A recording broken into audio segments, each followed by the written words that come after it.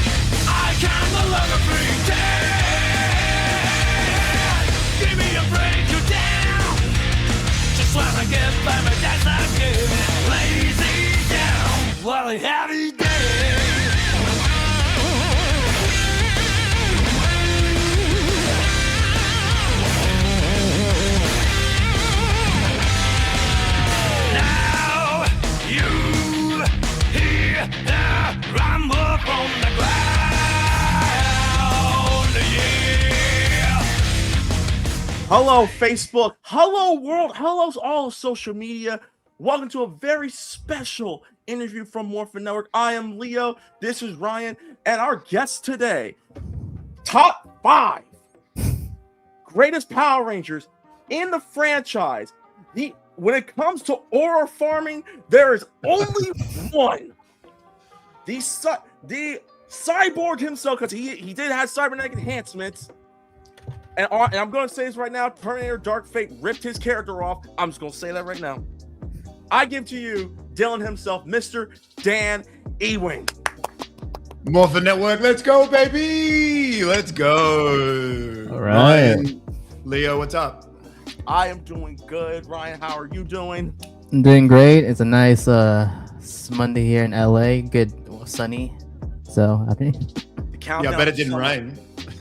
Yeah, thank God it did not rain. It rained last week. Oh man.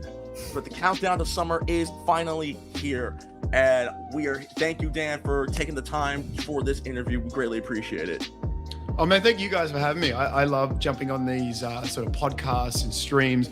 And a big g'day to everybody at home for tuning in, for streaming. Here in Australia, there's a messenger pigeon who's going to drop off the Facebook Live Messenger. And then we'll get it back to you guys.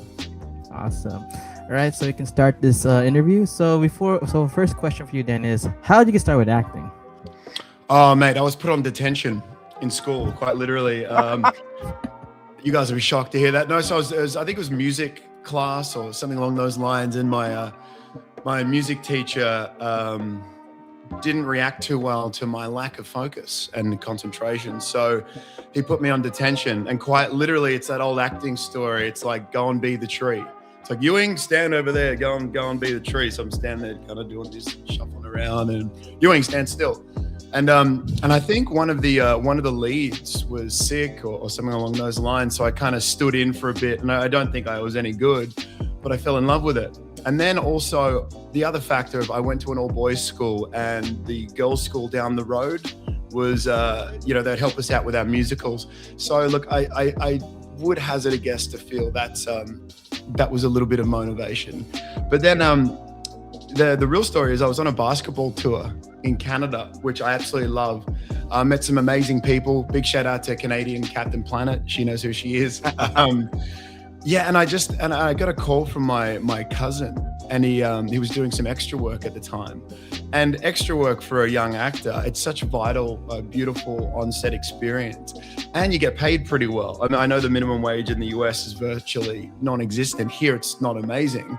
But extra work, I think I was earning sort of $30 an hour, plus you get fed. Again, you're just walking around the beach, talking to people. So then I just fell in love with it. I got to work with Isabel Lucas and Chris Hemsworth. And they were so effing lovely that I was like, I don't know, just that thing where you think actors aren't going to be authentic or nice people because they were so nice. That really made me fall in love with it. And then 3 years down the track, I was actually a lead in a film with Isabel Lucas. So as I've mentioned earlier, you played Dillion in Power Rangers RPM, quite possibly one of the best seasons in the Disney era of Power Rangers. The best. And yes, the absolute best. Oh, I was just checking, mate. I was just checking. Yeah. No. The absolute best, and quite possibly, to this day, the most talked about season. So my question to you is, what was the audition process like for Power Rangers? Well, I actually auditioned for Jungle Fury, the Red Ranger, who's played by a great mate of mine, Jason Smith. And this is very early on. And I'm not just wearing a black t-shirt because I played the best Ranger of all time, Dillion RPM Operator Series Black. I truly just wear black t-shirts everywhere. So I remember going and buying I would like to say it was red, but it was more like a coral. It was just the brightest, sort of tank top I could find. The audition was good, but I'm so glad Jason played that role because I think we can all agree I was destined to play Dillion. And then I sort of came back the following year, auditioned, and then I seem to remember doing an initial tape up here in Queensland, and you guys call them cicadas. So we had cicadas. And this is when all that self-taping audition thing started to sort of come to fruition. And all I remember from my tape was just the sound, that really loud sound, but the callback went really well. Funny story, I actually found out I booked the role when I was in the UK. I was with a former partner of mine, and I didn't answer the first call. I won't tell the full story as to why I didn't answer that call, but let's just say Dillion was getting special cuddles. So I didn't answer the phone. So when I answered the phone, I got the great news, and and I was off to the races. I mean, what we love about everybody at home Googling what special cuddles means. Good job, everyone. Cheers, everyone. Let me continue with that. What we love about your season is it was like to us it was Mad Max Power Rangers. Yeah. And I mean it's considered the last season for Disney. We noticed a pattern with the original Saban. The last season was technically supposed to be in space, and it did revive the franchise. And then same thing with your season, it kind of saved the franchise from going forward. So that's why we love RPM, especially the aesthetic, how it feels more grounded, more realistic. And now we were basically everyone lost this start of the season. Everyone died. Yeah, that's what was cool about it. But to continue about that, I was talking about aesthetics. What was filming your stunt and action sequence for Power Rangers? Oh, they're so good, man. So to this day, every actor I do my own stunts. All that stuff that wanky actors say. I think, for example, on a movie I did that we'll probably get to later called Occupation, I think my stunt double did sort of 1 or 2 stunts they physically just wouldn't let me do because they were early in the shoot. There's a big explosion. Poor stunt guy. It was a hovercraft explosion. And the only reason they didn't let me do it was, just in case a piece of metal hits your face. I'm like, what about his face? But it was amazing. So you get flown. This is my first job out of drama school, Power Rangers was. So living in New Zealand for 8 months, and then you get put into what we call Koichi camp. And Koichi and the stunt guys, they sort of work with you. And I played footy, and I was heavily into my basketball at that time. So I could sort of jump, and I was athletic. but they really take your physical abilities and kind of mold them. Ari was a gymnast, for example, so he's kind of short and stocky, but he was just like a gazelle. Rosie did dancing. Ika was an amazing dancer, so they incorporated a lot of capoeira. So they really work with you one-on-one. But because of Power Rangers, I've basically never had to really have a stunt double. All my stunt doubles, for example, just get to sit around, or they'll sort of suggest things how to incorporate movement safely, because that's what it is. It's mostly choreography. But the things I learned on that Power Rangers set, I've used in every single movie with any kind of physicality. So as you guys know, I'm so grateful for my time on Power Rangers, and in particular to the stunt skill set. Plus, got to drive that car. I mean, that's a sick car, right? I mean, come on, the old Pontiac Firebird. I just hooning around with that thing on Bethel's Beach in Auckland. It was amazing. I remember, and I told this to Ryan, I remember watching RPM during like the peak of COVID, like during year 0 COVID, and I'm like, you know what? I'm finally gonna watch RPM because everyone keeps telling me about it. I finished that show in 2 days. Yeah, man.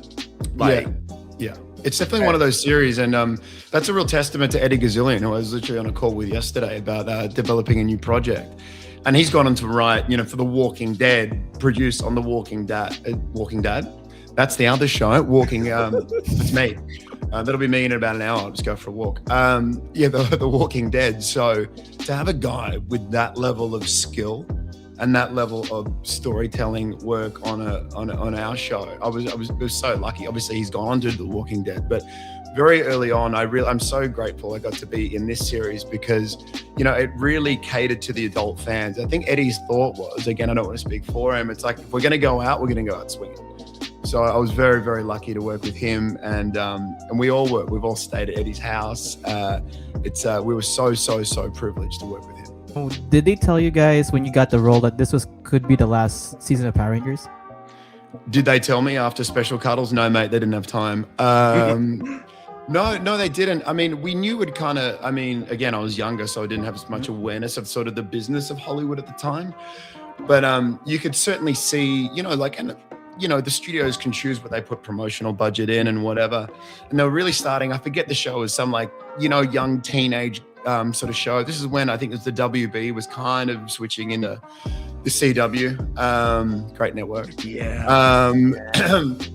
But no, it was, we had an awareness that kind of, you kind of get a feel from like the producers and other actors where they were sort of putting it. So that's why now, man, it's so great to see it make a resurgence, the fans, speaking to the other Power Rangers actors, seeing the documentaries about what they all went through. But at the end of the day, man, studios are going to do what they do, but it's the fans who we make this stuff for. So grateful to them. Any fun behind-the-scenes stories that you can share to your fans that you can share only? Ryan, you're trying to make me snitch, Ryan. Man, we've only just met. You're trying to make me snitch. I'm gonna snitch. No. Look, Ika and I certainly had, some separate trips to the hospital. Certain emergency room visits for being young and silly. Some younger and more silly than others. So we have a very funny photo of, I think, I don't know if it's circulated yet, hopefully not, of Ika doing a big thumbs up next to a guy in an emergency room, a big Kiwi bloke with his tooth. He's holding it with like a glass of milk. And then one of the other beautiful cast members, her laundry was set on fire from a ranger that could have been me, could have been someone else. She had a visitor over, so it was funny. It was a funny idea to throw firecrackers at her balcony. And the balcony accidentally maybe got set on fire. And they were not in a house by itself. It was a whole apartment complex that had to be evacuated in the middle of Auckland. So this is all hypothetical stuff, by the way. Don't know it to be true or false. True. Okay. But yeah, look, there's all sorts of stuff. I mean, like, you're young, you're abroad, but just everything. Like the amount of, we were such a close cast. That's why it's funny when I hear stories about drama from other casts, because we had no drama. Apart from some of the locals, not liking some of their partners coming up and saying g'day and trying to fight us and all that sort of stuff. But we had such a fun adventure. We like some of us have traveled together. Obviously, some of us have gotten together. Not me, but it was just such a fun environment, and that can be rare in such a. And it's like anybody, right? You go to a 9 till 5, you're kind of going to be sick of the people by the water cooler. So to hear other casts not getting on, we're like, what? We have a great time. And when we catch up at conventions, it's such a lovely experience. You were in a movie that I honestly dubbed Monster Hunter meets Zombieland, and that is Love and Monsters. Yeah. What was it like getting eaten by giant crab monster towards the end of the movie? Well, don't tell everyone the big ending, mate. They'll never guess. Spoiler alert. Spoiler alert for Leo. Okay, funny story about the crab. So a lot of the times when you're doing this CGI and an eyeline, so for example, Power Rangers, there might be like a tennis ball on the end of those big, the pool cleaners. I've come to clean your pool. That's a terrible joke. It might be like a tennis ball. So we're looking at the same point, because if I'm looking at you guys and my eyes are here and the other people are looking at you, it looks a little bit weird, right? Love and Monsters, they had a giant inflatable red crab, like the same size as the actual crab. I just remember thinking to myself, number one, I'm going to steal that from my son. Didn't get around to doing that, unlike our Ranger jackets that might have got stolen accidentally. The sheer Hollywood scale and how much this crab would have cost, because it's not like you go down to the pool shop or to Kmart or to Target and just buy a giant inflatable crab. Get one of those funny inflatable pelicans or penguins or whatever it is, or the pineapple, but it's pineapple safety. But a giant crab they had made just to eyeline, and I'm sure, and obviously the camera department then use it for their CGI marking and all that sort of stuff. But just it was the funniest thing. All the crew obviously taking photos with the giant crab, but such good fun. And yeah, when the character gets eaten, we're literally on the boat. Obviously it was just a half boat, and then all the blue screen behind it, but you're on ropes, and then the big hydraulic thing goes, and you're just falling off a boat. So I like to see it as epic as Titanic. That last scene. All this like, I'm flying Jack, get out of here. Cap getting eaten by a giant crab. I would say this. Watching that movie and seeing that Dylan O'Brien, Jessica Henwick, and then your name were the top 3 billings after the credits roll, I'm like, we've made it. Dan, you love to see it. Your name came before Michael Rooker, and we all love Michael Rooker. But man, I was just about to say, like, I grew up watching Michael Rooker, so it was sad that the sort of storylines didn't intersect, and I kind of got to set just after sort of he was leaving, but like, with all due respect to Dillion, I hadn't really, I hadn't engaged in his career because I was in my mid-30s, and a lot of the stuff he'd done was sort of more of that action adventure stuff. But Michael effing Rooker, man. Like Michael Rooker. Just an amazing experience. And obviously that was produced by 21 Laps, who did Stranger Things. There's lots of little Stranger Things Easter eggs. I mean, it's hard to see it in an action adventure thing, but a lot of the extras had vintage Stranger Things shirts and all that sort of stuff. But just an amazing experience. If you guys haven't yet, be sure to check out Love and Monsters on Amazon Prime right now. And Paramount, can we please get a sequel? Let's cast him again. Get him a different character. Yeah, I'll emerge from the crab. I'll just cut him open. Cop that.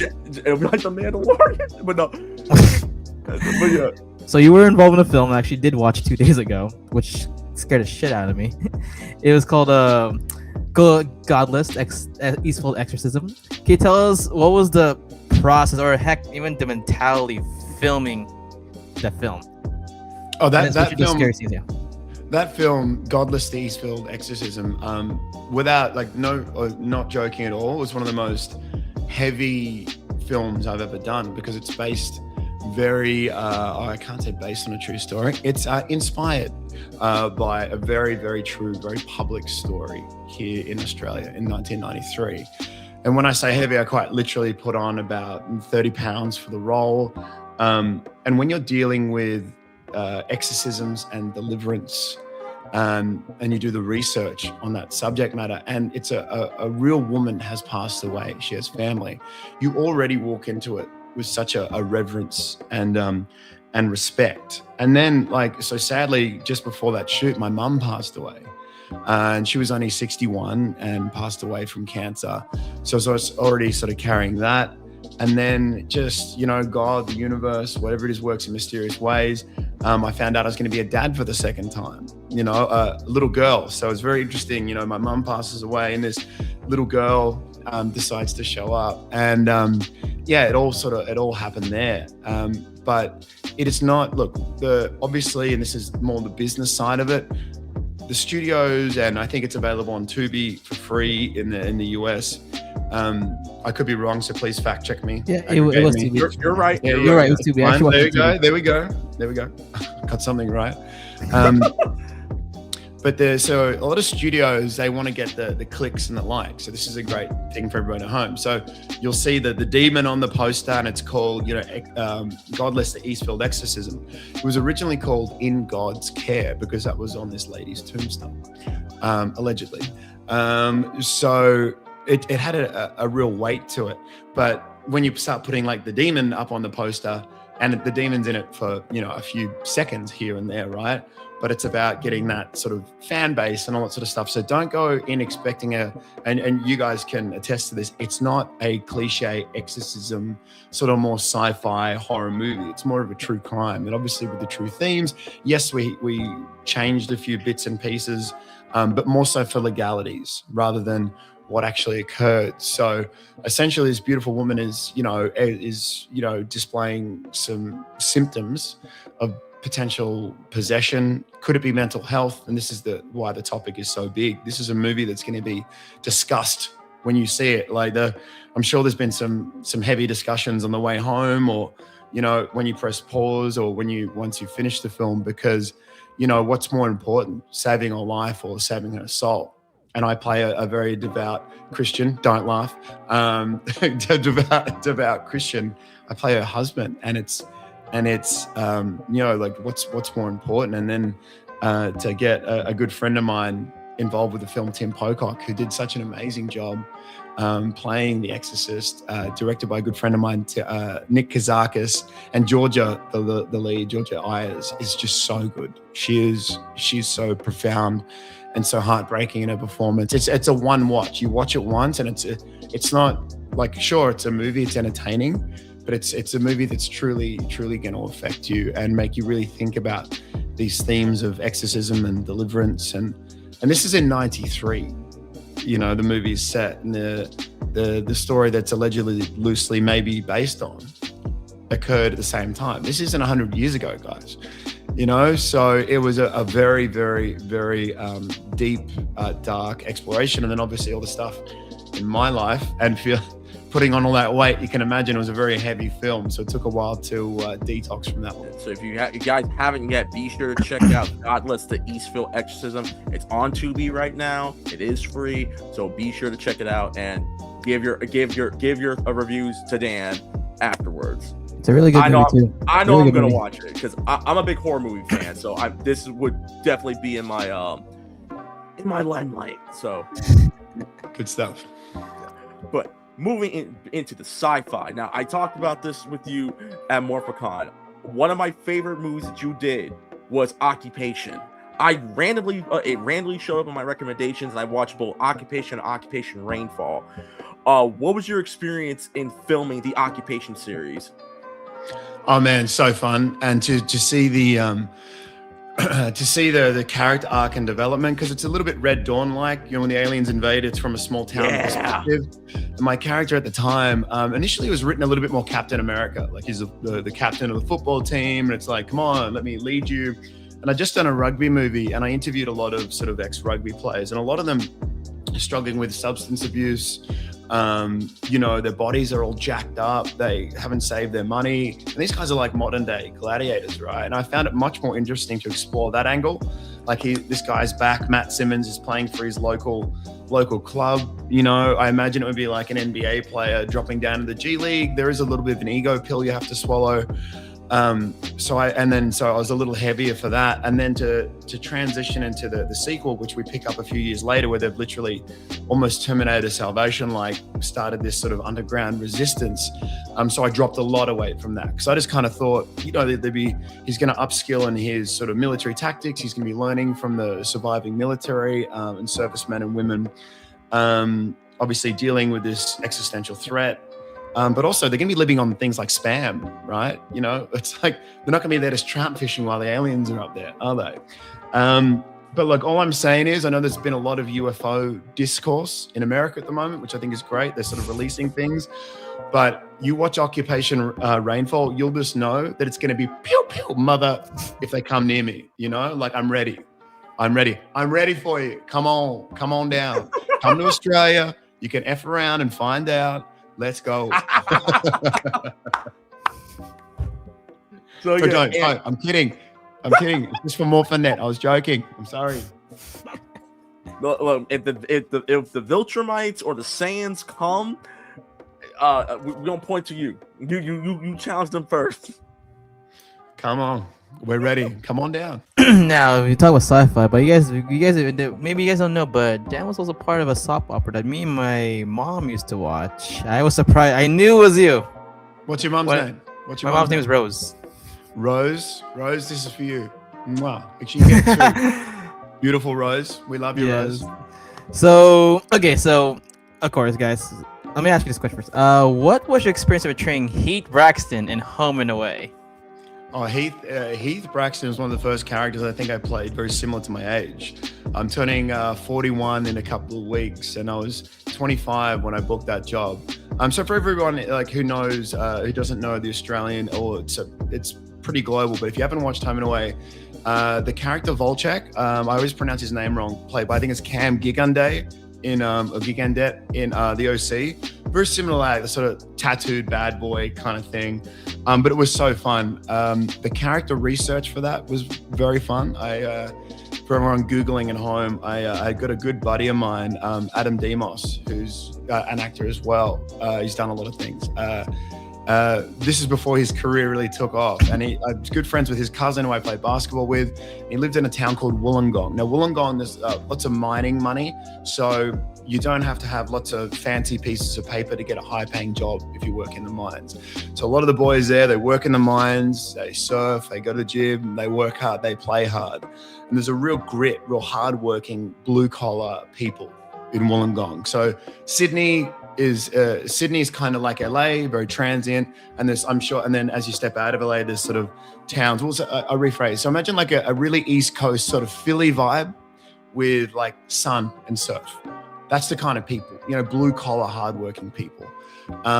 So it was a lot of fun character researching that, because you just really sort of step into it. But that show launched my career here in Australia. We got to have a lot of fun. We got some amazing scripts. My character got to do a lot of fun stuff. I think he went to jail for muling a backpack full of ecstasy. Don't do drugs, kids. Do not do drugs. And then just to go on that journey where he's having kids and you know he's in, he's out. It was such a great experience. I'm so grateful to the filmmakers, to the network, the executive producer Lucia Darius, still a great personal friend of mine. It was a life-changing job.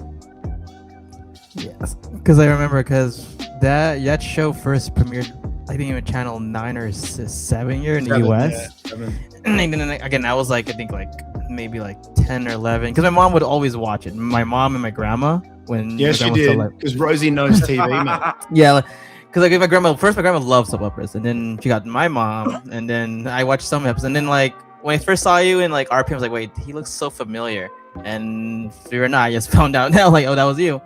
But yeah, thanks a lot. Thanks for the memories. Like your character grew too. That's what I like about it. Is that from Rose? Did Rose say thanks for the memories, or is that from you? Just checking. I'll say both. Hey, Mom, you see this? Just like, yes. It's Heath Braxton. It's Heath Braxton. You can. It's also you can find. You can actually watch it now on Prime Video. Now, without compromising any NDAs, are there any upcoming projects or fans appearances that you can reveal to your fans right now?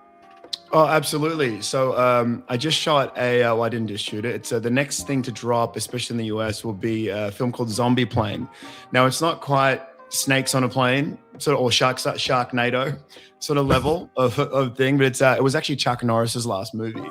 I think, again, aggregators check because obviously he might have shot some other things, but I've been told it was Chuck Norris's last film. And just, and after he passed, it's just kind of, I don't know, it's just funny. It is called Zombie Plane, so it's got Vanilla Ice, Ice-T is in it, obviously myself. And again, I hate to say it, but I have a bit of cyborg about me in this film. So I don't know. I just keeps following me around, this cyborg thing. I think it might be Terminator next or something. But action comedy, extremely fun. And just I got to play a character, sort of grounded it in a little bit more reality. But when you got Vanilla Ice and his good friend Johnny, who rumor has he might be the Orange Ninja Turtle. It might be Mikey. I cannot confirm or deny, but we had a million cameos. But it's such a fun movie, and it's in the process now. So I'm not sure of the US release date, but it's definitely going to get a big US release date, US cinemas. And just to have someone like Chuck Norris on, someone like who I grew up watching. Everyone's seen the Chuck Norris memes, and even after he passes, they kept coming out. I think the best one I saw was like Chuck Norris going up to God and saying, "You're sitting in my chair," or as an Aussie, "Well, you're sitting in my chair, mate." I love that. It's going to be a really, really fun film. And yeah, look, as far as a fan engagement goes, we're trying to do this different. Myself and Phoenix Management, who represent me for all things Dan Ewing and Power Rangers and appearance.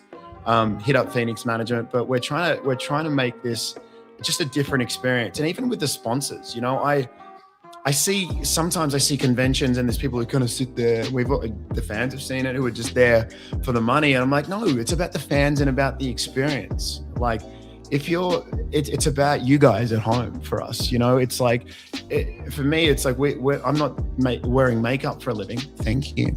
We're not wearing makeup for a living if it's not for the fans at home and for people like Morphin Network supporting us. So I get a real bee in my bonnet when I see people they're not engaging with the fans. So anyone who's been to a convention with me knows that I like to have fun and engage. It's not just about the photo for me, it's about the conversation, because every single person at home, YouTube boys, everyone's got a story, and I just love connecting and meeting people. So we're pushing towards every convention we can do in the States, whether that's Ranger Stop or Power Morphicon or others. Like, then the best way people can help is send them an email, send them an inbox, let them know that you want to see Operator Series Black from the #1 best Power Rangers series ever, allegedly, in my opinion. But like, just reach out. And if you can't get to a convention, what we're trying to do is set up things like video calls. So we've set up, through Phoenix Management again, set up video calls. So instead of just sometimes conventions can get busy when you're like, oh no, hi, bye, and I'm there, and Shelby Orlando, my beautiful Phoenix Management manager, is going, Dan, stop going for walks. I'm always off trying to engage with people and what have you, but you might get 30 seconds, which isn't enough, as you can tell. I can talk underwater. So setting up these calls, it's really vital, and it's really fun. And you just get to have a chat. They always run long with me. So it's about creating value for the fans and the experience. And now I'm hearing rumors about these 5K runs, that we're going to be doing and things. And I can't wait to get on the ground and to do that. So we're looking for sponsors and people to sort of help out and, help make the flight over and engage. Like the sponsors I get to work with are such amazing people. I speak to them most days, so I'm all about cultivating a real relationship, not just with our sponsors, but the fans as well, and the content creators, of course. I'm into that. Now, speaking of you did mention, of course, the sponsors. Here's some photos from Phoenix Management of the packages You can explain Dan. So you can start with this. The silver. Oh, sorry. Start with the Black Ranger pattern. There you go. Oh, there we go. Who's Can that you handsome? Is that me? Is that me in that photo? Yeah. Yes, the lone wolf. So that's the package. Let me just yeah, there you go. And then the next one will be the silver. Oh, sorry, the gold. There, the Gold Rangers splash. Have you ever seen the Olympics, mate? You know, gold, silver, bronze, but obviously platinum, black card. Yeah, look, this is just an opportunity for anyone to, if they want to help out with sort of flight costs or whatever, but it's about adding value for the sponsors. So much I see sponsors, you know, great effort, time and money. Oh, geez, that's got to be AI. So moody. Relax, mate. Chill out. Yeah, but for me, it's about adding value. Like, so whatever it is, and obviously there's different tiers and people can look at that as they want, but too much I see, you know, people helping out and you see, oh, like I said, the old mopey, you know, Google sad sea creature face. Sad sea creature face for everybody at home. It's that mopey kind of, it's like, just like perk up, enjoy that. Yeah, you're there, you get to hang out with fans and talk about the best live action show on earth ever, you know, like just have a good time. So when the sponsors come involved, so whether that's their business or engagement or photos or whatever, we try to go above and beyond. We do go above and beyond because that's what the sponsors deserve. That's what the fans deserve. And that's what the convention owners deserve. The content creators deserve, in my opinion. So for me, it's about creating a great experience for all, making sure no one feels like they've been, you know, not looked after, because in my, just all BS aside, it's like, that's my thing. I just love connecting. I'm a Gemini. We're the ultimate sort of connectors. We have rapport with everybody. Don't you laugh at me, mate. All right. Know where you live. I'm sad. So it's okay. That's all right. I'm a Cancer. Oh, I'm sorry about that. But it's about just having a good time, and like, you know, you don't get a rehearsal on life, right? So for me, it's about connecting and having a good time. Too. Before I go to the fans, what advice would you give to any inspired actor or actress who is interested in getting into the entertainment industry? Oh, it's simple. I'm not going to say the F word. It's about the F word. Fame. Gotcha. Thank you. Don't cancel us yet, Facebook and YouTube. We love you. Like and subscribe. Fame. It's a very dangerous thing now, isn't it? I mean, you see, there's the streamers and everyone's doing this crazy stuff, saying hate speech just for clicks, and setting up scenarios, and then there's, you got TikTok and Snapchat and this stuff. And I think people are trying to run before they walk. You know, they want to be famous because they think that'll give them the validation. I would bet my house, right, that I'm sitting in, that I paid for with my film and television career because of the work ethic I put in, right? Fame is a hollow metric because you're putting your happiness, and this is for anybody out there who doesn't just have to be a content creator. It could be an actor, it could be someone, it could be a stay-at-home mom. It doesn't matter. If you're posting something, putting something out there, or your happiness is based in other people's decision-making, and because you're putting it outside yourself, you're disempowering yourself, right? You've got to do it for you and for the love of it. And if you choose to do it for you, you're going to make mistakes along the way. God knows I've made plenty, right? But when I choose, I don't have to do anything. I choose to do everything. I get to do everything. I get to speak to the Morphin Network, and I get to connect with the fans. I get to do all these conventions. Then it's with me. Then I'm empowered, right? So anything you guys get to do at home, actor, doesn't matter what it is, choose it and get to do it, and just delete that fame thing if you're an actor, right? The fame, the followers, all that BS will come. Yes, it is a factor when you're an actor, like having the analytics and different demographics and different regions. That stuff's for your agent to deal with, right? Your sole job is to be a great effing actor and an even better human being. Amen to that. Amen to that. Yes. All right, guys. So that's for us too, our questions. Now it's for your guys' turn to ask Dan questions. So Dan, are you ready to answer questions from your fans? I would love to. Awesome. First, release the gates. Open the gates. Release the Kraken. All right. So Our first question will be from Boken Kabado. One of my favorite episodes of RPM was In Action because I'm passionate about stunt work. I actually kept a screenshot of you being equipped with a wire rig for an inferencing activity at my last job. How long does it take to put in on a wire rig, and what are some challenges that come with wearing it? Ooh, those wire rigs. Ooh. Now, gentlemen, answering this question is tough, but what I want everyone to do is just imagine. Great question, by the way. Thank you. Imagine getting 3 seat belts in your car. Now, gentlemen, just you know what I'm saying. Imagine just getting these 3 seat belts, and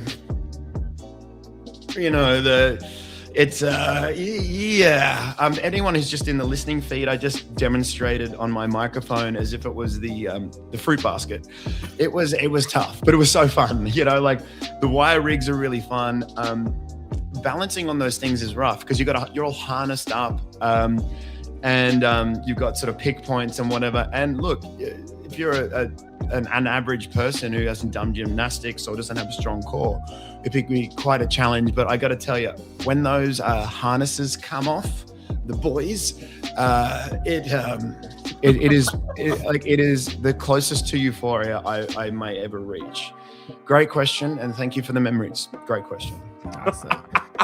And then from our viewer from India, Paratamish Maskar, how's like meeting Yushiha Furura, who play Gohan Red at PMC? And I hope you will meet your counterparts. Oh no, that's one. This one. There you go. Yeah. Have you watched an episode of Go Onger and studied your Xena counterpart Gunpei? I did a little bit, but all I can recall. So I really want to meet my counterpart. By the way, I got to meet Ika's counterpart. What a rock star. Absolute rock star. All of them are so lovely that I've met, but the morphs are like way more intricate. There's a lot going on. And kind of like, I'm always like, do you really have time to do all that, mate? And thank goodness ours was shortened, but I really want to meet my my counterpart from Go On. I just think it's kind of cool because obviously, for anybody who doesn't know, the Japanese series runs a season ahead, and we sort of cut in a lot of footage and do all that stuff. So I think it'd just be nice to be cool. But also, I think the stunt guy or the actor in the suit was exponentially shorter than me, because if you pay attention, it's like I'm about Ika's height. We're about sort of 6 feet tall, give or take. So not huge, but, not small. But all of a sudden, the Black Ranger was shorter than Ari's character, and Ari is about 4 inches shorter than me. So it was entertaining. Entertaining seeing that. It's kind of like this.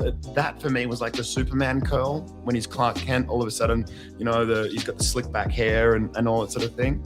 Watching Dan all of a sudden be shorter than the Blue Ranger. I'm sure it's very entertaining for everybody at home to see that. Awesome.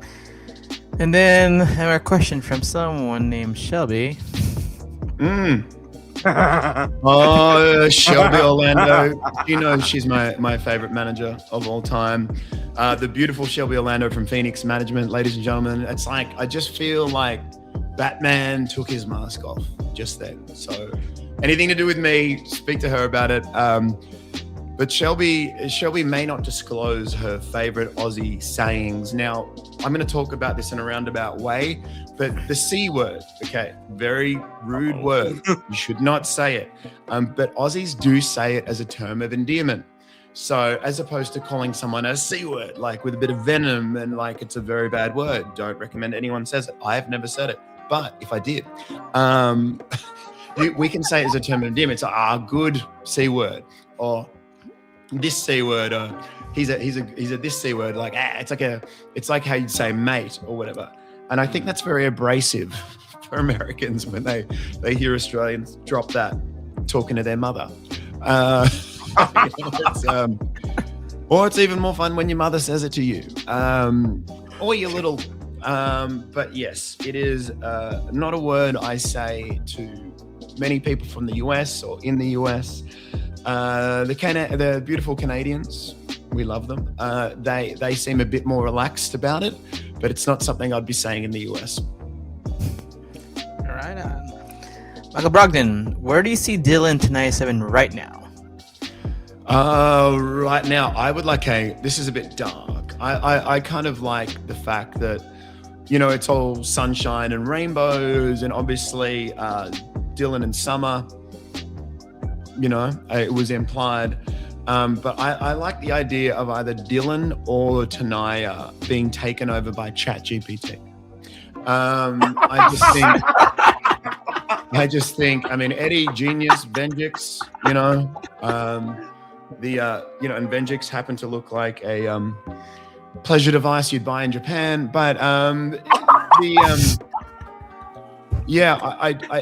think where AI is going, I think it'd be cool if like Dylan's, making a call, or he's like FaceTiming, one of his peeps. I've got some great friends in Chicago. G'day to the Romano family who are watching this right now. Like FaceTiming them, or g'day Scott, what's going on? And all of a sudden, like Venjix just takes over, ChatGPT takes over, and he kills everybody, and Dylan takes over the world. I think he kind of sits on the throne like Shao Kahn in the new Mortal Kombat. See, I think that's really logical. You went completely, and anyone's an anime fan, this sounds like Goku Black in the Goku Black arc in Dragon Ball Super. You just described that. You're like, you know what? Considering the fact that Power Rangers has a multiverse, and people, please, I don't have time to elaborate. That's alternate reality Earth 2. We're going full Back to the Future Part 2, where the Rangers did win in this timeline, but Dylan wins inevitably. That's right. Look, Dylan's a robot, dude. So, spoiler alert. So it's kind of, I would have, I think I was pretty busy at the time, but a lot of those team ups, mate, I'm still, I played basketball last night. I'm still athletic as hell, if I don't mind saying myself. I'm kidding. I think Dylan should pop back up somewhere. You know what I mean? I think just his humor, to kind of offset some of the more tropey Ranger dialogue is always so fun. I always love, I think that opening line where it's like, covert infantry biosuits. He says, yeah, nothing says covert like red, yellow, and blue spandex. I love that sort of humor. Eddie and I, in the new project we're developing, always talk about the films that aren't made anymore, the characters you don't see, like the John McClane in Die Hard, that everyday man, like not really in shape, like just getting through, just a complete brawler, or Mel Gibson as Martin Riggs in Lethal Weapon 1, that flawed guy. And obviously Martin Riggs was a highly skilled martial artist and blah, blah, blah. But putting those characters in these worlds, where they kind of offset some of the more, hyper real sort of fantasy stuff, that sort of level of grit. I certainly, even at the very young age when I did Power Rangers, really tried to implement a lot of that. But I think an older, more snarky Dylan would actually be kind of cool if he's not sitting on the ChatGPT throne.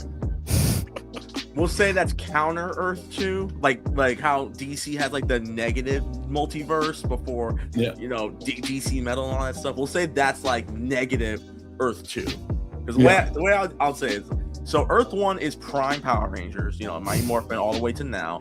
Earth 2 is RPM, because Earth 2, all the Power Rangers lose except RPM. The RPM is it's the last stand, which is funny because then ChatGPT exists apparently.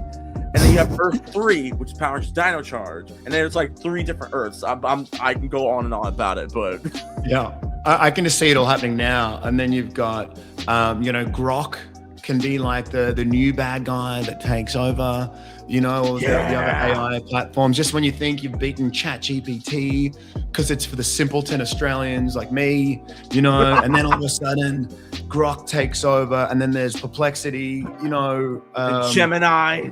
Or Gemini, like it's just, when they start fighting each other, that's when we're all effed, by the way. Everyone thinks the AI is going to wipe us out. When they start like fighting each other and just start nuking each other, and then the aliens we're screwed anyway. So it's nice to have this last podcast with you guys, this last stream. Yes. No. From our sister page, the Buddy Show. Shout out to them. Did you know that Venjix came back for Beast Morphers and was the main villain? Shout out to the Butterfly Show. Buttery Show. Buttery, my bad. Butterfly. Sorry. Maybe that's like some delayed like onset autism or something. I'm looking at butterflies. No, look, the Buttery Show. Can you bring the question back up again? Yeah. The Vengeance about Beast Morphers is the main villain. No. Someone give me the goss. What happened? Let me do it. All right. Okay, so he wants to do it. So, at the end of RPM, you saw that Vengeance was still around because he was in the cell shift morpher. Yeah. Now let's fast forward to 2020 and 2019 and 2020. This is when Beast Morphers comes around. Yeah. Grid Battle Force has all of like the old tech from previous Power Ranger seasons and even the morphers, and it's heavily implied that somehow the Gold Ranger in that show managed to get his hands on a cell shift morpher, which also had Vengeance inside. The main bad guy, Evox, the main bad guy of the show, is actually Vengeance reincarnated. Okay. Yeah. And So Dr. K does show up in one of the episodes. Vengeance. Yes. Oh, she does. So was it Liv who was in the show? She came Whoa. back the last few episodes. What was Dillion doing just out in the desert with Summer? See, Running, that's the getting thing. hands. Like, That is the thing. I tend to like write scripts for fun, and I like to make spin-offs, just like Clash of the Red Rangers, when apparently you guys told Scott that you said hi while he was working with Samurai Rangers. I want to think that Vengeance was still around RPM and somehow is in both universes at the same time. That's it. Well, look, it's AI. It's everywhere, So, that's really cool. No, I love when they do that stuff because obviously, look, it's for the fans, and I see, clips of, team ups and then all that sort of thing. And I love that stuff. Seeing, God rest his soul, Jason David Frank, when he would pop our kid and people would lose their effing minds, because I did, all I'm saying is the team up we haven't seen yet is Dan Ewing and Amy Jo Johnson. I'm just thinking that there's a way, and if there's a will, there's a way. So Amy, I love you. Big fan since I was a young man, but I just think, Dillion needs a sugar mama. Obviously the Pink Ranger. So I'm just thinking the bionic arm can trim hedges and, carry the shopping. It's okay if you're married. It doesn't matter. If the character's married, it's fine. We're good. It's all right. But I think Dillion would clean the pool really well. He could probably just he'd have good Bluetooth and Wi-Fi reception. But that's the team up we need. All right. You might as well. Speaking of which, a question I like to ask every online guest. You have to recruit a Power Rangers dream team: 1 Red Ranger, 1 Blue Ranger, 1 Yellow, Pink/White, and 1 Six Ranger. You can only pick 1 Ranger per team and no one from RPM. Who's your team? Okay, bring the question back up because I got to think about this. Okay. Oh, damn. Sorry, because look, my answer was I'm ride or die with RPM. Y'all can just miss me with everyone else. Okay. Look, dream team. And this is hard because people play different Rangers, right? Mm-hmm. All right. Look, Pink Ranger. Amy Jo. Yeah. Amy Jo, of course. Red Ranger. Okay, this is gonna be tough, but I've got to go with my boy Ika. Shout out to Ika Darble. Love you, my brother. Okay, now I can't pick anyone else from my team, right? From RPM, because I picked Ika. F you, bro. F you, Leo. Hey, bring the question back up, Leo. No, it's not mine. It's not me. It's Wait, fucking Commodore. Yeah, you can only pick. Okay, so we've got Ika. Okay, Blue Ranger. Ooh. Oh man, that's tough. I know which Blue Ranger I'm not going to pick. Okay, the Blue. The one. I think it was SPD, the Canadian one. Sky. Sky. Is it Sky? Yeah. Dude, tall, good-looking fella. Was that him? Wes's son. Yeah, I said it. Technically, he's a Red Ranger now. Yeah. I think it was SPD. I think. But I liked him. Yellow. Oh, from Jungle Fury, Anna, the beautiful Anna Hutchinson. G'day, Anna, if you're watching. She is such a lovely person. Yellow, and get that question back up here, man. I'm 41. I can't remember what you want me to do. Gee. White Ranger, Jason David Frank, absolutely. No question. And it's so sad since his passing. I got to meet him once, and just such a lovely guy. Tick. Six Ranger. I got to go with. No, this is gonna be tough. Can I pick a villain? Like a reformed villain? Tonight. No, I can't pick tonight. Shit. Okay. 6 Ranger. Six Ranger.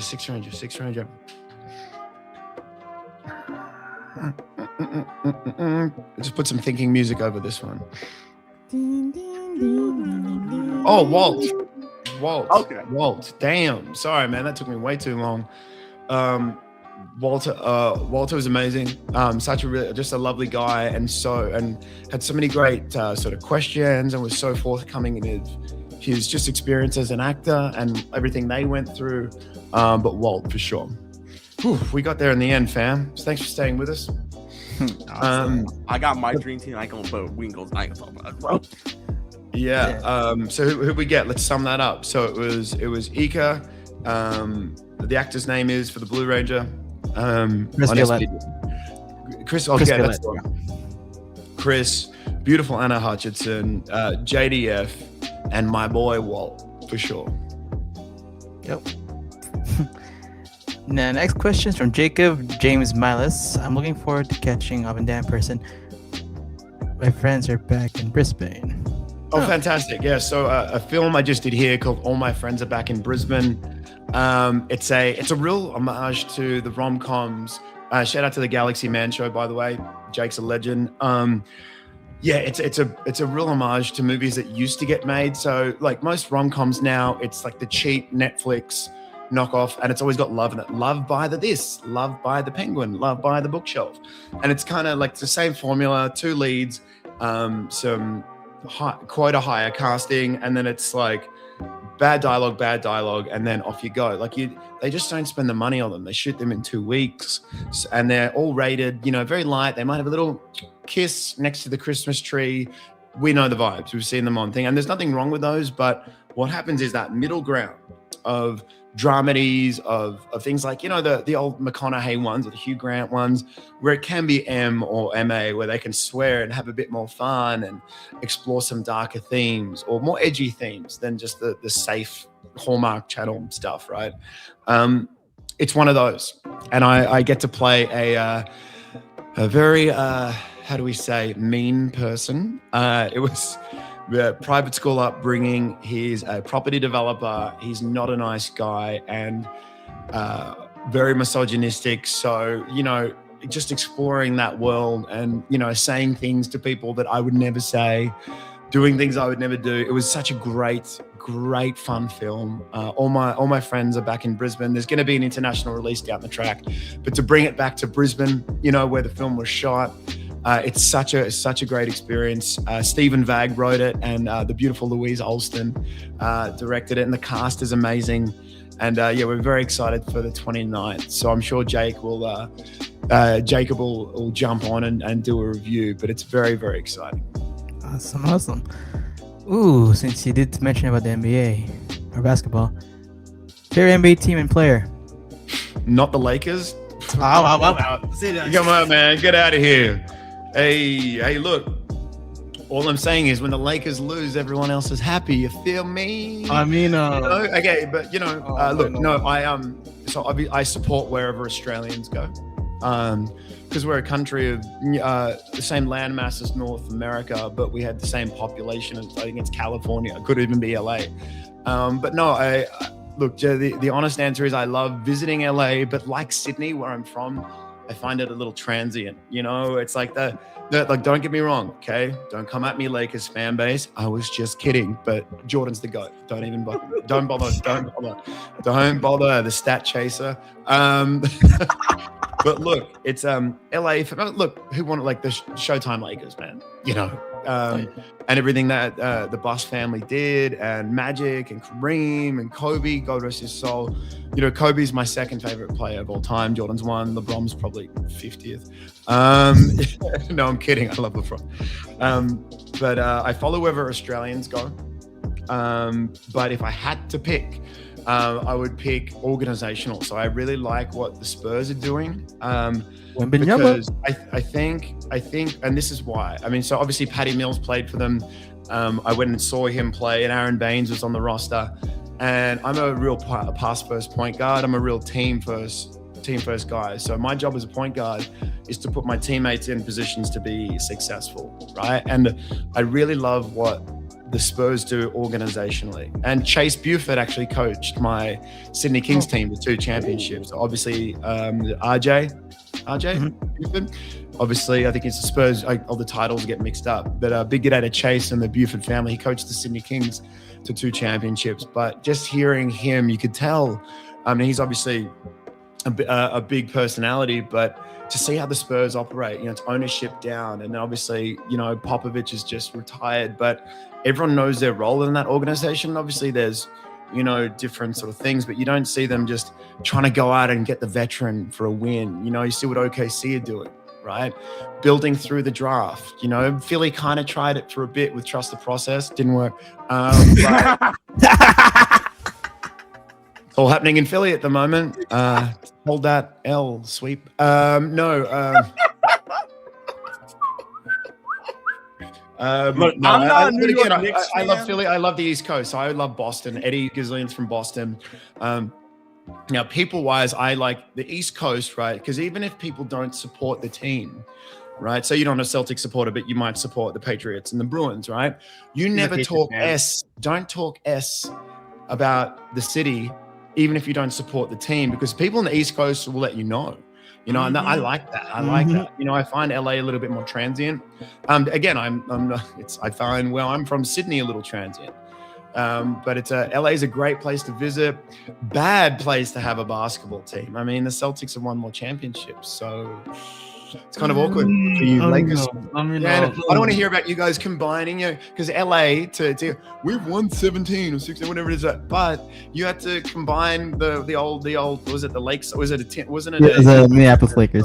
Yeah. So half a lot of your championships ain't even real, fam. You know, like what are we even talking about here? No, it's a storied organization. Everyone wants to play for the Lakers for a reason. I'm obviously just kidding a little bit. But if I had to pick, it's obviously anywhere there's an Aussie. But if I had to pick a place where there's no Aussie, I think at the moment, I think Matt Nielsen and Jacob Chance, an Aussie, is coaching the Austin Spurs, I think. Not that I know a lot about basketball, sicko. But yeah, I'd have to say the Spurs as an organization. But anywhere there's an Aussie, for sure. I was like, I am not a New York Knicks fan, but you should be, mate. You should be. Listen, a good friend of mine, shout out to Michael Brogdon.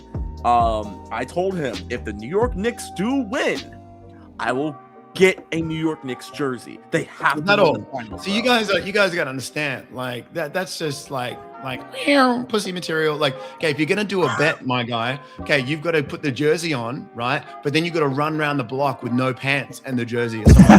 You know, I want to see that. I will get to it. I will do a show wearing a New York Knicks jersey. And maybe I'll buy a New York Yankees hat too. But heck no. But can we talk to this man in the chat? Can we talk to this man on the chat? We're gonna challenge him. We gotta figure something out. That's not a big. What are you talking about? You know. All right, so you got over here. If the Knicks win the finals, Leo, you have to wear a Knicks jersey and run around your neighborhood with no pants. Yeah. Can I have my underwear on if I do this? Now, I have to tell you that you should not do public nudity because it is bad. Okay? It is very, very bad. There could be children watching. But yeah, I think you're picking up what I'm putting down. I just don't think it's enough punishment to buy the jersey, you know? Because that's a good jersey. It's actually going to be worth something, unlike the Lakers jersey at the moment, you know? Next question. I just think there should be more punishment. Like, You know, like I just think there should be an element of humiliation and nudity involved with a punishment. You know, I just think you guys have, like, we're a bit more loose over here, you know, and again, no law breaking. But I just think, Leo, you know, I just think that the punishment needs to fit the crime, you know? Oh my god. Ooh, another good question here. Okay. Oh, he is gonna come. So thanks for reminding me. Since Go on Black will be at PMC, so he is coming to PMC this year. Is there anything you are looking forward to in meeting your Sentai counterpart? Yeah, I do, just to meet the guy. I mean, just to talk, to say, where did you get that cool jacket? It's not as good as my leather jacket, but it's a cool jacket. I want to wear his jacket. You know, big day to Javier, one of my beautiful sponsors, aka Papi. I think he has the jacket, and I got a photo, and it was a little tight around the shoulders, but just to meet, I just love meeting other rangers, hearing their experience, and especially meeting the guys from overseas. I actually think he's from Pasadena originally. So in the sports world, it's a home game for him, Power Morphicon, but just to talk to them and just to see about the experience. And like, our stunt guys were rock stars at home, you know, like literally, like our Japanese stunt guys, like, you know, Taka, my stunt guy, he just rolls in. He's got the cowboy boots on. He's got this swag, and he's like, "Hey, Dan, you walk so cool, man." And I was like, "Yeah, dude, you walk cool, man." It was just they were such cool people and so lovely. You know, we had Rose's birthday, and all the stunt team came. It's just, you know, it's as you can tell, I get like a wash with gratitude and fun when I talk about anything to do with Power Rangers. So it'd just be cool to meet, to have a yarn, to teach him some Aussie slang. Maybe not what I taught Shelby. Shout out to Shelby again. We'll see if that's my favorite. Look, I'm not gonna say maybe I've done it. Is to try to teach people Australian slang is one of my favorite things. Things that can get you in trouble, I always find is really entertaining for me. Like, you know, it's always really funny when someone gets detained at an airport because of bad language. You know, it's always good. It's always entertaining for me. All right. Go to Power Rangers. Go back to my episode page. Favorite episode of film and RPM. Oh, RPM. The episode with Ika when we were chained together. Because we're such good mates. And because the creatives and the writers were so good at letting us sort of have some input, we would just kind of throw ideas and scenarios. So there's a famous little Easter egg in there where we kind of pass out and we're holding hands. Like little things like that. They let us put in the shower. There's a thing where I think, I can't remember, I think it's Ika in the shower and I have to pass him like the brush or whatever. All of these things went way further after they called cut. Okay, just imagine Ika's personality, my personality. There were so many more great ideas, but definitely that episode was so fun. Absolutely. But yeah, and then obviously the flashbacks I found were really cool, just as like dramatically as an actor. Quite dark for Power Rangers, you know, like Tanaya and Dillion in their gowns about to be experimented on by the Chat GPT sex toy Vengeance. You know, like it just. Sorry, Facebook, my bad.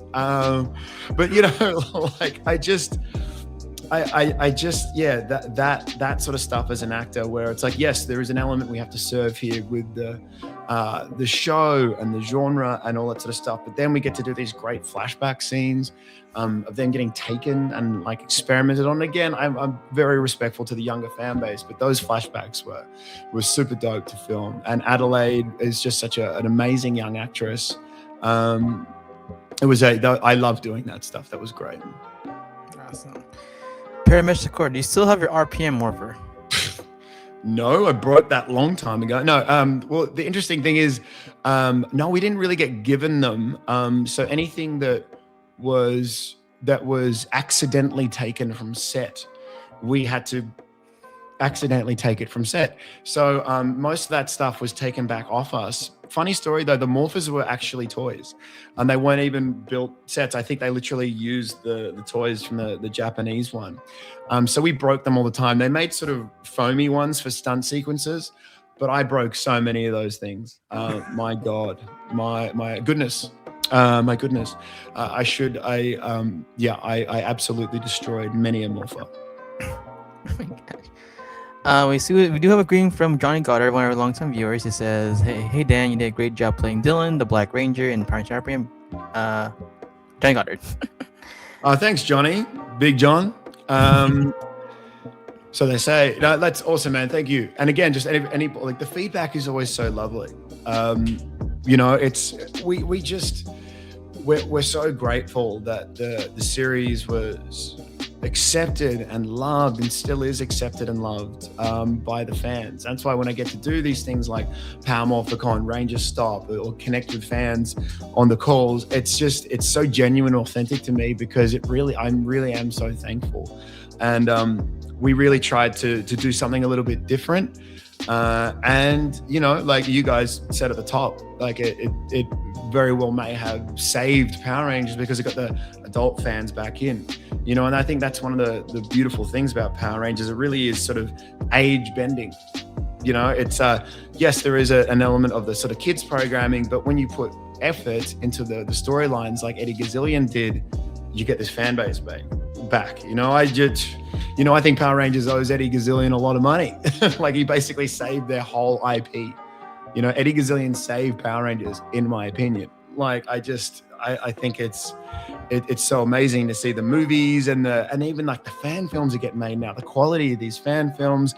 Obviously JDF drew, I think it was called the White Dragon or something like that. JDF did and just to see what people are able to accomplish as fans, and to keep this sort of IP alive, and then at the next level where it's like, then you have Disney doing something with it, and then Saban wanting it back, and vice versa. Like, those conversations and people wanting it back, it doesn't happen without the fan engagement and without all these amazing content creators and convention owners and sponsors. It doesn't happen without those guys, but in particular the fans. So we're very grateful.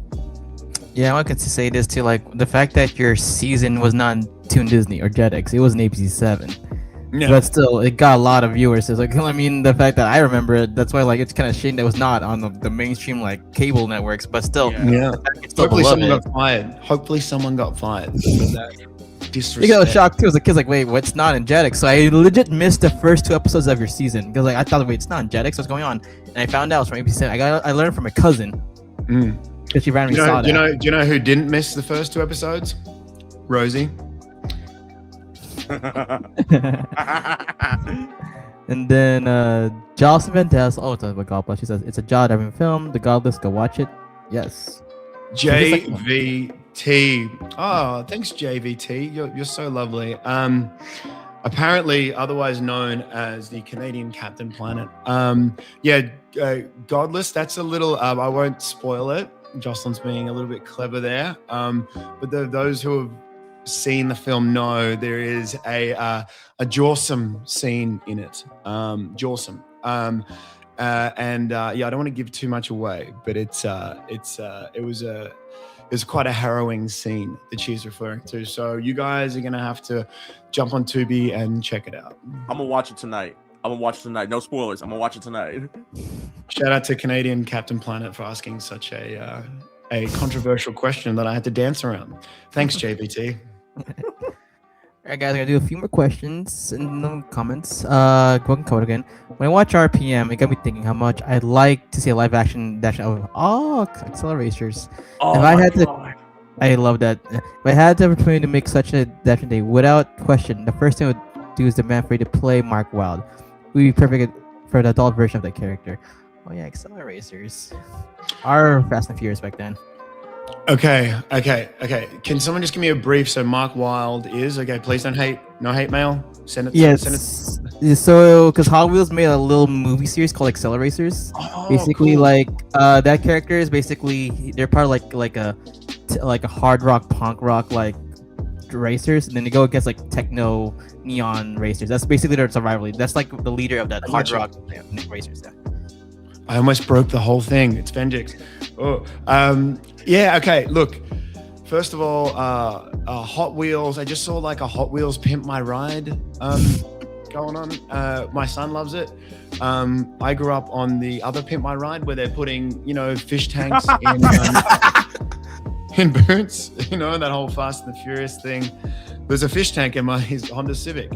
But that's awesome. Like, I really appreciate that because, like, obviously you wouldn't say it unless you thought I could do a good job. But no, I didn't watch it. But if there's a live action, absolutely. The thing with these live action things, I'm always about, like, it's serving the IP, but then transforming that into a great movie. So, for example, the first Mortal Kombat movie, casting, like some of it was like the fans weren't overly happy with creating original characters and some of the casting choices and all sort of stuff. And then it's so great that the studio listened, because quite often they don't. They just think bottom line, but I think what they did and what they created for the second Mortal Kombat movie is really served it and served the game and served the IP and served the characters properly. Whether you like the second Mortal Kombat movie or not, it's so great that the filmmakers listened to the fans, so I really appreciate it. I'll have to sort of check that out. But yeah, Hot Wheels is now Pimp My Ride. Like, nice. What's it going to be next? Hot Wheels is this cake wheel? Yeah, I don't know. Like, it's. I was like, bring back the old Pimp My Ride. I love that. It's a sports question. Are you going to come to LA early to see any of the 8 matches scheduled for the World Cup? Which team besides Australia are you rooting for? Is this the soccer World Cup or is this the which World Cup is this year? This year. It depends on my schedule. That's really great. So my brother, my dad, my mum who's no longer with us, my sister and I all played football. Obviously you kick it with your foot. So it's football, as opposed to American football where the guy kicks it twice a game. That's another conversation. But no, look, if I love sport, live sport, tennis, pickleball, basketball, it doesn't matter what it is, I'm down because I have such immense respect for athletes, darts, I don't care. Anything that's competitive, I'm down for, but I will have to look into that. Great question. Just letting you know, Ryan used to play basketball, so in high school. Ryan, hey, come on, baby. Ryan, you're going to get a one-on-one. You're going to get this work, Ryan. Ryan, I'm going to lock your ass up. Okay? Lock your ass up. Okay. Hey, book it. Let's book this 1v1. Get ready. You can be running your naked ass down Santa Monica, baby. You are taking these L's, okay? You're not ready, Ryan. You are not ready. We're gonna make the promotional 1v1, first to 10. Let's go. Oh my god. Mate, you make it first to 5, baby. He's taking the L. I don't care. Premish, since you're an Aussie, you watch any cricket matches? No, because cricket is boring as shit. My bad. Algorithm. No, look, the reason I started playing basketball is because cricket is very slow. Obviously, look, I'm obviously joking. My dad played cricket. My uncles played cricket. It's more like cricket and rugby, where they actually tackle and don't wear pads. But it's just a slow game. It's kind of like it's like baseball, but like less fun for me. So what they've tried to do now, they've tightened it up. So there's quicker games. Again, I'm obviously joking. That's an immense skill level and hand-eye coordination. I'm not knocking cricket. It just wasn't for me. So cricket is the reason I started playing basketball. True story. Much to my parents' dismay, but cricket, it's kind of like baseball, guys. You can imagine. I'm so glad my son hoops because, like, cricket, where you go and they're out there for like 4 hours. Kids cricket, basketball, it's a nice tight hour, in and out, and it's done. And it's the hand-eye, and it's more interesting and engaging, in my opinion. But yeah, cricket is the best way to describe cricket. Is kind of like baseball. I saw my first baseball game last time I was there. Saw a Dodgers game. How do you pronounce the guy's names? Osani or Hani? Shohei Ohtani. Ohtani, yeah. Damn, man, I've got chunky legs. That dude's got some legs. He's got some legs on him. But it's all about, but like, And just to be in these iconic venues, like I'd been to Fenway, and I actually have got a baseball cap that was made in a little hat store underneath, because they can do custom ones and what have you. But again, baseball probably wouldn't have been my sport, but just to see the nostalgia, and like you go to the Dodgers Stadium, and then there's the car park that you see in every Fast and Furious movie. For everyone doesn't know, a lot of those shots when they're seeing the LA skyline, that's shot from the Dodgers car park, so that was dope. But just seeing like the old seats and like you look on the ground, it's like that kind of brushed concrete. There's a real nostalgia, I think, to the baseball venues. And it was so fun. Tony Sepulveda, he's a good friend of mine. He's a senior VP of casting for Warner Brothers. I don't think he's going to be watching this, but g'day, Tony.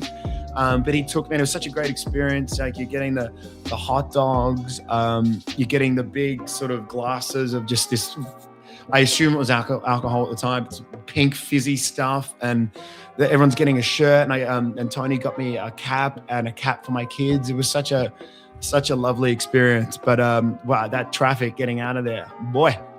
You know, I wanted the ChatGPT Vengeance drone to kind of, take me out of there. It was a lot, but such a great experience. All right, guys. So one more question in this section from Pedimish from Michael. Speaking of which, do you remember your morphine secrets from RPM? Michael, you're a bad man, because I know what you're doing, Michael. I know what you're trying to do.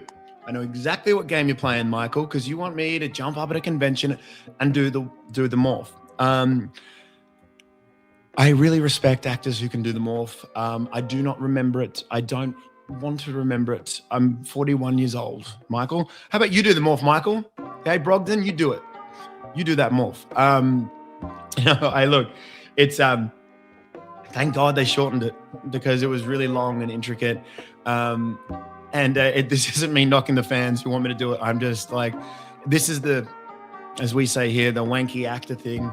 That's a part of a character, right? So I know it's fun and it's Power Rangers and it's a good time, but that's something Dillion does. That's something that Dan would do, right? I would do. So it's like, I'm sure I can remember little bits and pieces, but can we just talk about that first morph for a second? I mean, has there been a better first morph?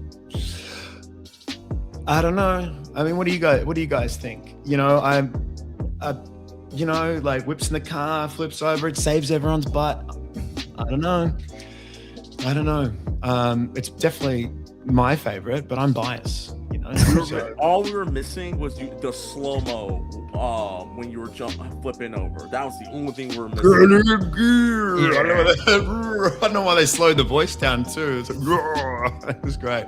What I liked about it too was that it established you, because usually the Red Rangers, almost the main characters, but that sequence showed me like, oh, this guy's the main character. Because it's very rare. Because like there's a few seasons where like the Red is the main character, but there's like that's not. Like Time Force is the main character, is the Pink Ranger. It established that you were the main character RPM. Yeah, no, it was cool, man. And like just even that opening sequence where Dillion's hooning around and like waters the flower and and meets Ziggy. Ziggy sticks his big tailpipe in Dillion's back. Pause. But he does. He mugs me with an exhaust pipe, guys. Come on, this is serious. But just the scale of that, the post-apocalyptic dystopian vibe, the Mad Max element to it, and then just what an entrance. I literally played it the other day for a buddy of mine, and it was just like, how cool was that entrance, and just again, that's all down to Eddie Gazillion. Yes. Now, before we leave, I know you don't remember the morph sequence, but can you say RPM getting gear in your Dillion voice for the fans?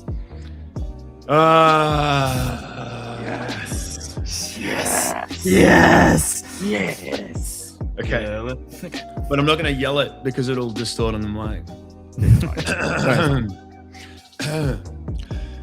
RPM getting gear. Bong chicka womp womp. There you go. You did it, guys. You did it. Now, before we end, Dan. I'll do it loud another time, but I don't want to explode anyone's eardrums. But getting gear. I love that. or just, I think it'd just be like, let's effing go. I love saying that. But getting gear, it's just, I love that. It's so cool. One of the best Ranger slogans ever. Probably the best. Yes.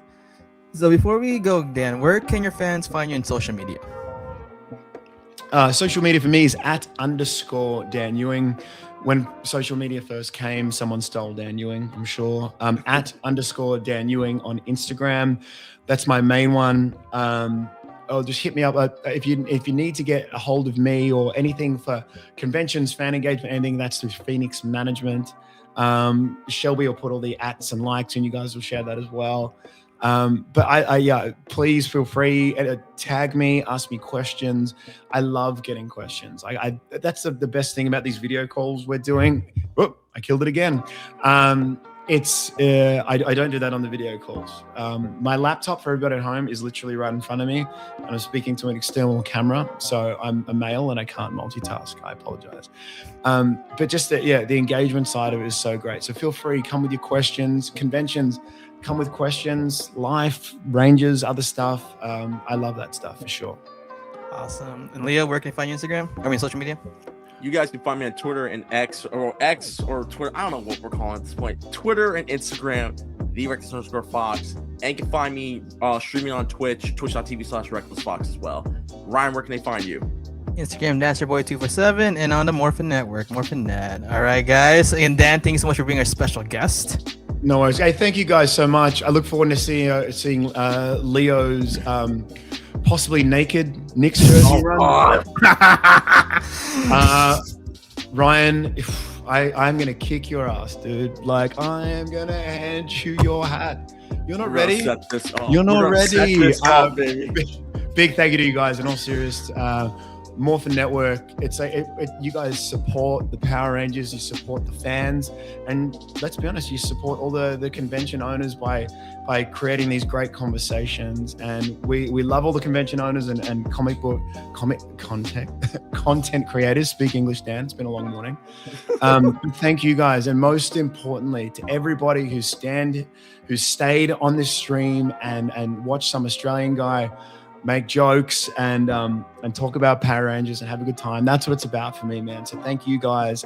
Get out, support, get to your conventions, send them inboxes, send them emails, because we love coming out and meeting you guys. And thank you guys for sticking around. All right, guys. Thank you, Dan, again so much. And again, you guys are MorphinCon. Dan will be there August 28th to 30th. So, all right, guys, we're signing out. All right, guys. Goodbye. Bye, guys. See you. Peace.